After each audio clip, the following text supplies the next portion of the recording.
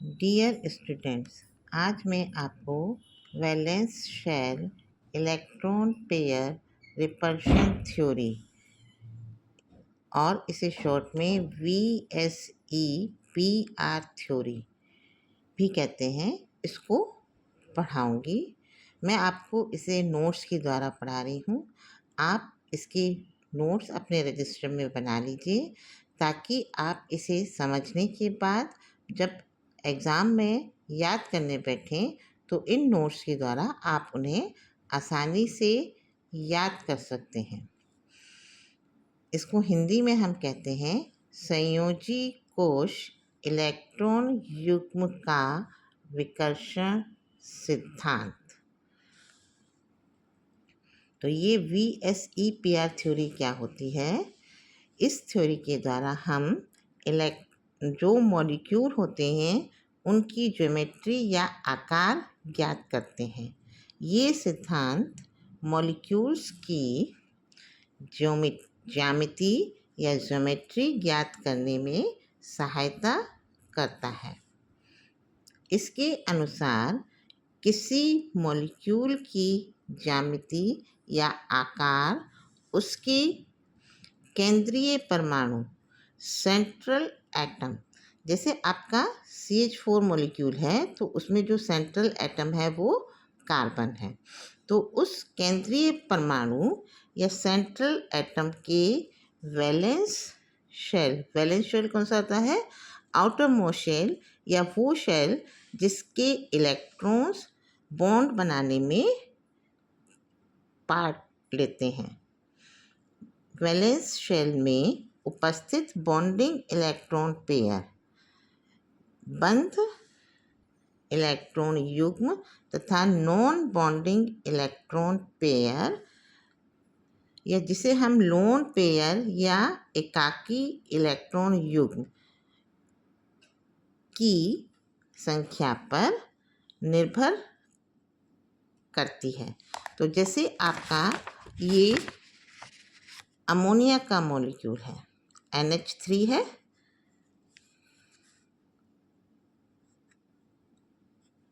ये H।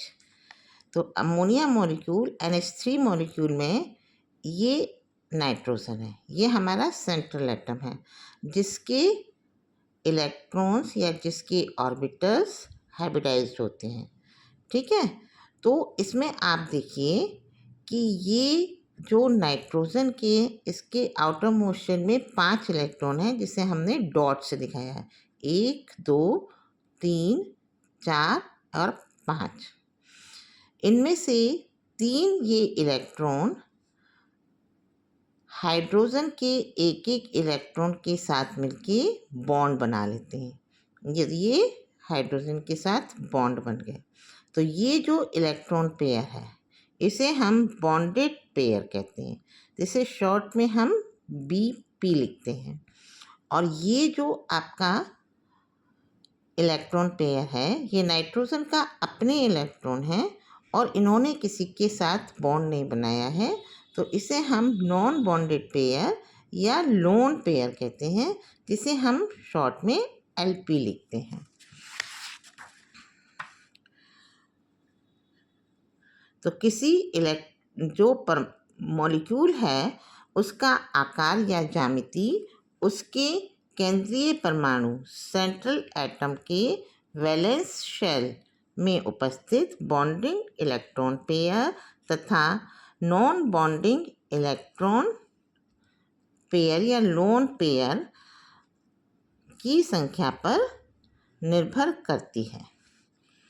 किसी मॉलिक्यूल के सेंट्रल एटम के वैलेंस शेल में उपस्थित इलेक्ट्रॉन पेयर्स, जो मॉलिक्यूल का सेंट्रल एटम है उसके वैलेंस शेल में जो इलेक्ट्रॉन पेयर्स उपस्थित होते हैं उनके बीच में प्रतिकर्षण बल या रिपल्सिव फोर्स लगता है। तो ये जो आपका अमोनिया का मॉलिक्यूल था इसके वैलेंस शेल में ये 8 इलेक्ट्रॉन्स हैं। तो ये जो लोन पेयर हैं इनके बीच में ये एक दूसरे को, क्योंकि ये इलेक्ट्रॉन है और उनके ऊपर नेगेटिव चार्ज है, तो ये एक दूसरे को प्रतिकर्षित करेंगे, यानी कि इनके बीच में रिपल्सिव फोर्स लगेगा।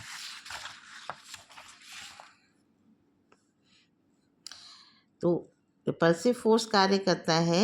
इस रिपल्सिव फोर्स के कारण यह इलेक्ट्रॉन पेयर्स अपने आप को इस प्रकार व्यवस्थित या अरेंज करते हैं कि उनके बीच की दूरी अधिकतम हो तथा उनके बीच प्रतिकर्षण बल न्यूनतम हो, क्योंकि अगर ज़्यादा प्रतिकर्षण बल होगा तो इसकी स्टेबिलिटी कम हो जाएगी और कम होगा तो उसकी स्टेबिलिटी ज़्यादा होगी। तो इस कारण यहाँ पर जब प्रतिकर्षण बल न्यूनतम होगा तब उसकी स्टेबिलिटी अधिकतम हो। इस प्रकार प्रत्येक मॉलिक्यूल की एक निश्चित ज्योमेट्री या आकार होता है। किसी मॉलिक्यूल का आकार ज्ञात करने के नियम इस प्रकार हैं। हम किन नियमों के द्वारा किसी मॉलिक्यूल का आकार निकाल सकते हैं या ज्योमेट्री निकाल सकते हैं, वो है, पहला है रूल 1। जब मॉलिक्यूल के सेंट्रल एटम के वैलेंस शेल में केवल बॉन्डिंग इलेक्ट्रॉन पेयर होते हैं तो उसकी एक निश्चित आकार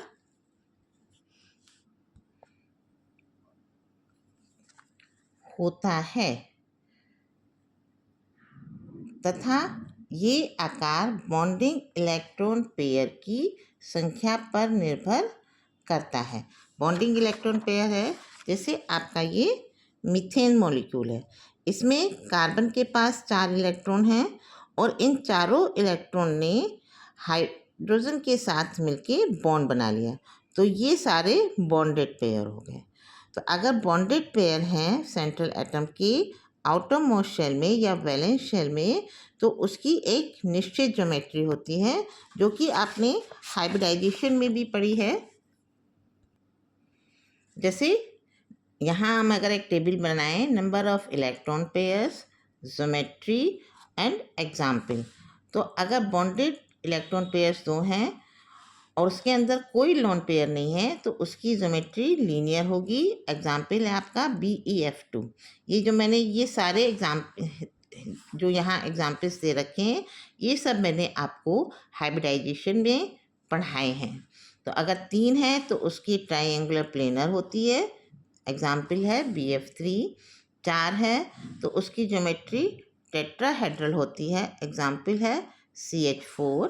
और अगर 5 है तो उसकी ज्योमेट्री ट्राइंगुलर बाईपिरामिडल होती है, एग्जाम्पल है PCl5। अगर 6 है तो उसकी ज्योमेट्री ऑक्टाहेड्रल होती है, एग्जाम्पल है SF6।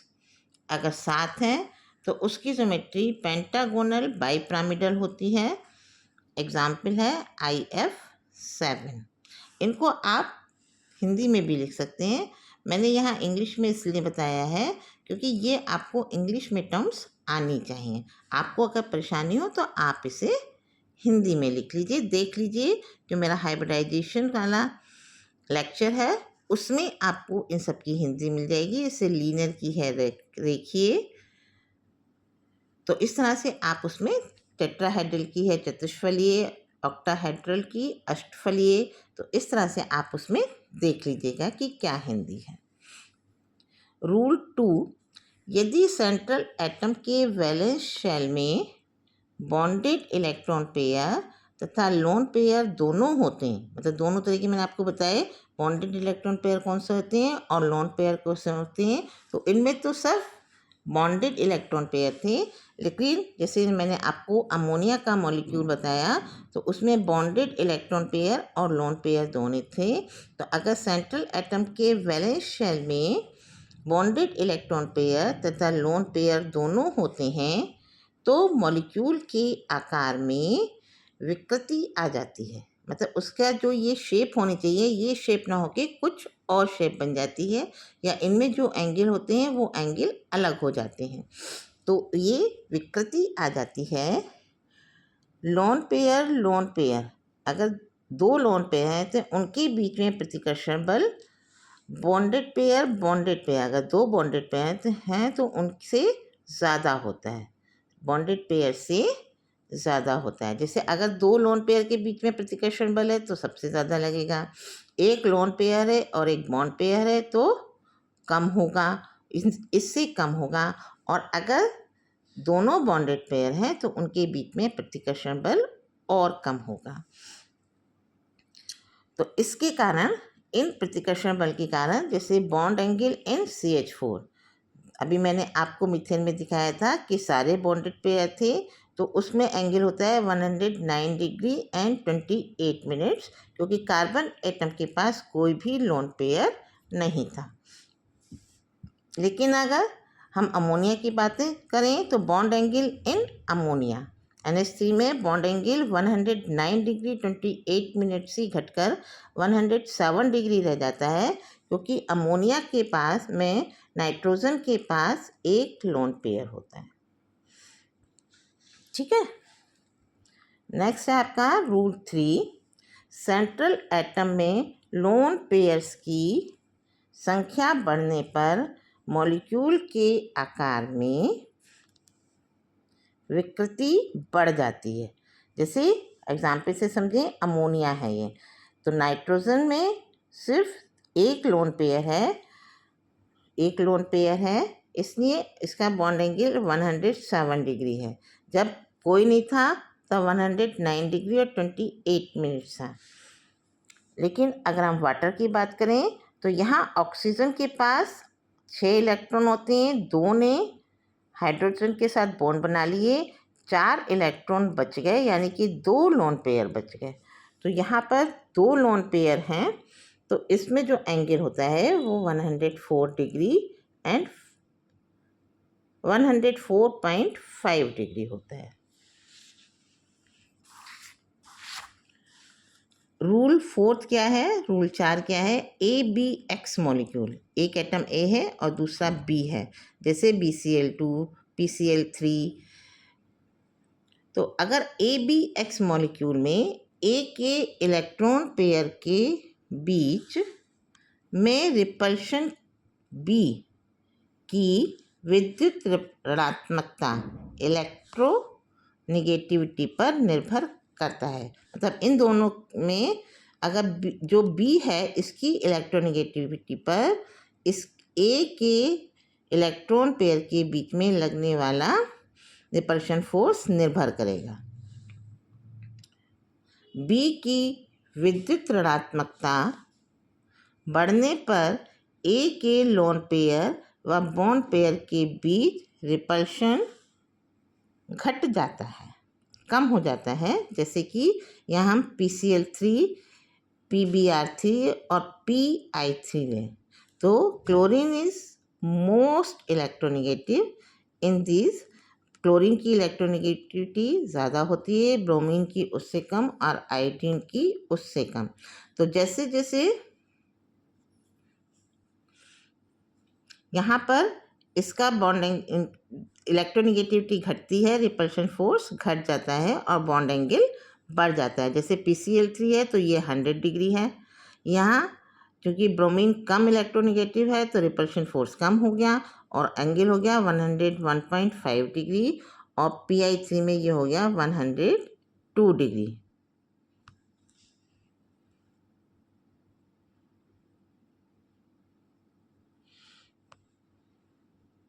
रूल 5, भरे हुए शेल्स में, अगर शेल पूरा भरा हुआ है, में उपस्थित इलेक्ट्रॉन पेयर्स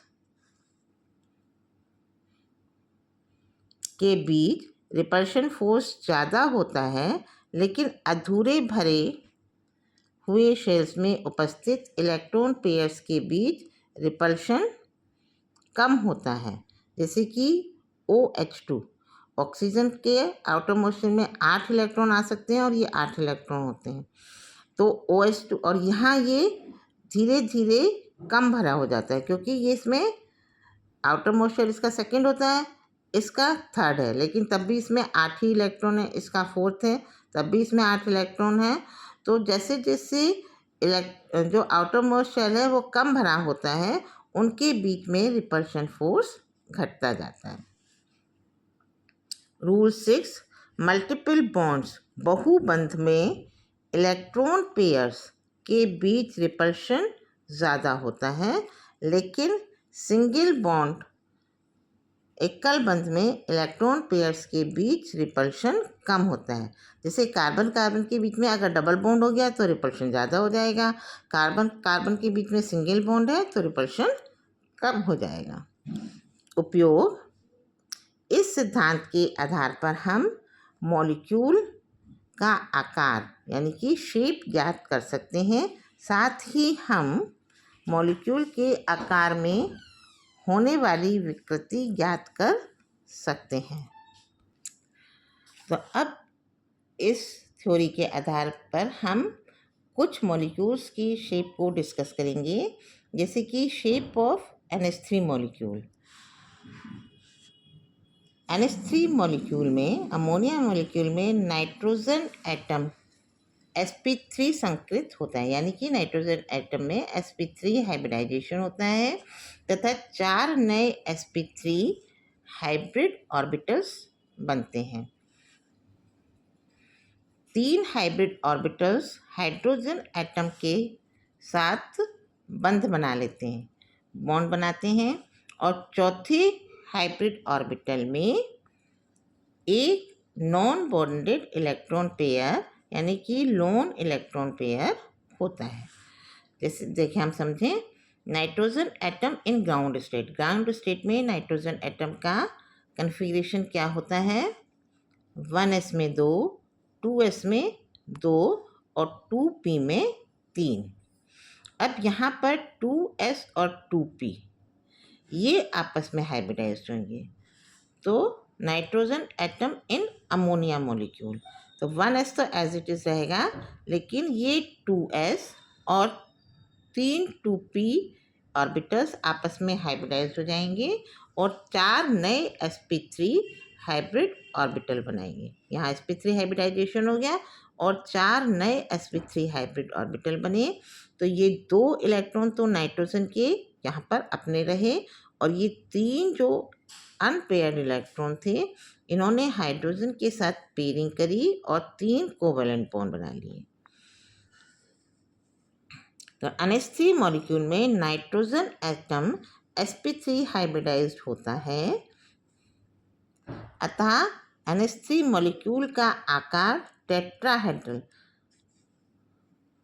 चतुष्फलीय होना चाहिए, क्योंकि जब भी sp3 हाइब्रिडाइजेशन होता है तो जो शेप होती है मॉलिक्यूल की वो टेट्राहेड्रल या चतुष्फलीय होती है और उसके बीच में बंद कोण 109 डिग्री एंड 28 मिनट्स होना चाहिए। अगर मान लीजिए ये लोन पेयर नहीं होता तो इसका आकार टेट्राहेड्रल और एंगल 109 डिग्री एंड 28 मिनट्स होता, लेकिन एक लोन पेयर की उपस्थिति के कारण बॉन्ड एंगल घटकर 107 डिग्री हो जाता है तथा आकार पिरामिडल होता है, जिसमें नाइट्रोजन एटम शीर्ष पर तथा हाइड्रोजन एटम त्रिकोणीय आधार के तीनों किनारों पर स्थित होता है। तो देखिए, शेप इसकी हमने ये टेट्राहेड्रल ही बनाई है, लेकिन चूँकि नाइट्रोजन एटम के पास ये लोन पेयर है तो अब ये टेट्राहेड्रल शेप ना रह गई, बल्कि ये यहाँ एपेक्स पर तो नाइट्रोजन हो गया और ये एक पिरामिड बन गया जिसके तीनों कॉर्नर पर हाइड्रोजन एटम आ गए। क्योंकि ये तो शेप में आया नहीं, ये अलग हो गया, तो ये हमारी pyramidal shape of ammonia molecule हो गई। तो इसको हम इस तरह से लिखें, नाइट्रोजन ऊपर ये 2 इलेक्ट्रॉन है जो लोन पेयर है इलेक्ट्रॉन का और 3 हाइड्रोजन एटम बेस में है और इनके बीच में जो एंगल है वह 107 डिग्री है। अतः NH3 मॉलिक्यूल असममित अनसिमेट्रिकल अणु है। सिमेट्रिकल नहीं है, सिमेट्रिकल होता तो टेट्राहेड्रल शेप होती, तो ये अनसिमेट्रिकल हो गया, असममित होता है, जिसका उच्च डाइपोल मूवमेंट होता है, और इस अनसिमेट्रिकल शेप की वजह से ही उसका डाइपोल मूवमेंट ज़्यादा होता है। दूसरी स्ट्रक्चर हम समझेंगे H2O मॉलिक्यूल की, वाटर मॉलिक्यूल की। H2O मॉलिक्यूल की संरचना क्या होती है? H2O मॉलिक्यूल में ऑक्सीजन एटम sp3 हाइब्रिडाइज होता है। यहाँ पर भी ऑक्सीजन एटम में हाइब्रिडाइजेशन होगा, वो sp3 हाइब्रिडाइज होगा और 4 नए sp3 हाइब्रिड ऑर्बिटल बनते हैं। 2 हाइब्रिड ऑर्बिटल हाइड्रोजन एटम के साथ बंध बनाते हैं, अतः उनमें बॉन्डेड इलेक्ट्रॉन पेयर होते हैं। तीसरे और चौथे हाइब्रिड ऑर्बिटल में नॉन बॉन्डेड इलेक्ट्रॉन पेयर या लोन पेयर होते हैं। देखिए कैसे होते हैं कि oxygen atom in ground state में इसके पास 8 इलेक्ट्रॉन होते हैं, 2 1s में, 2 2s में और 4 2p में। अब यहाँ 2s, एक 2s और 3 2p ऑर्बिटल्स आपस में मिक्स होकर 4 नए sp3 हाइब्रिड ऑर्बिटल बनाते हैं। देखिए oxygen atom in water molecule, 1s तो ऐसे ही रह गया, 2s में और 2p के 3 ऑर्बिटल्स में हाइब्रिडाइजेशन होता है और sp3 हाइब्रिडाइजेशन होने पर 4 नए sp3 हाइब्रिड ऑर्बिटल बनते हैं। लेकिन चूंकि ये पेयर्ड इलेक्ट्रॉन है और ये पेयर्ड इलेक्ट्रॉन है, तो पेयरिंग जो हाइड्रोजन एटम के साथ होती है वो इन 2 हाइब्रिडाइज्ड ऑर्बिटल्स में होती है और इस तरह से 2 हाइड्रोजन बॉन्ड बनते हैं। H2O मॉलिक्यूल में ऑक्सीजन एटम sp3 हाइब्रिडाइज्ड होता है, अतः H2O मॉलिक्यूल का आकार टेट्राहेड्रल और bond angle 109 degree and 28 minutes होना चाहिए। लेकिन 2 लोन पेयर की उपस्थिति के कारण, ये 2 लोन पेयर उपस्थित हैं इसमें, तो इनके कारण बंध कोण घटकर 104.5 डिग्री हो जाता है तथा इसका आकार मुड़ा हुआ बेंट होता है। ऐसे अणु को मुड़ा हुआ या कोणीय अणु कहते हैं। तो देखिए यहाँ पर देखिए चतुष्फलीय शेप बनाए हमने, क्योंकि sp3 हाइब्रिडाइजेशन है तो हमने ये टेट्राहेड्रल शेप, चतुष्फलीय शेप बनाई है। लेकिन इसके यहाँ पर एक लोन पेयर ये है और एक लोन पेयर ये है, ये 2 लोन पेयर है ना यहाँ पर, तो ये 2 लोन पेयर हो गए और 2 बॉन्डेड पेयर हो गए। ठीक है, अब ये ऑक्सीजन के पास 2 लोन पेयर ऑफ इलेक्ट्रॉन है, यानी कि 4 इलेक्ट्रॉन ने बॉन्ड नहीं बनाया और 2 ने बनाया हाइड्रोजन के साथ में, और इसके बीच में जो एंगल है वो 104.5 डिग्री हो गया। तो ये एक बेंट मॉलिक्यूल या मुड़ा हुआ मॉलिक्यूल, जिसे हम कोणीय अणु भी कहते हैं, वो आकार H2O मॉलिक्यूल का होता है, bent structure of H2O molecule. अतः H2O मॉलिक्यूल असममित, फिर अनसिमेट्रिकल हो गया, असममित अणु है जिसका उच्च डाइपोल मूवमेंट होता है। ठीक है बच्चों, तो आपको अगर कोई क्वेश्चन हो तो कमेंट बॉक्स में आप पूछ सकते हैं मुझसे, और इसको आप अच्छे से समझिए, पढ़िए। ये आपके एग्ज़ाम में बहुत बार आता है, तो इसके नोट्स बना लीजिए, इसको अच्छे से याद कर लीजिए और मेरे चैनल को सब्सक्राइब कर लीजिए। Thank you.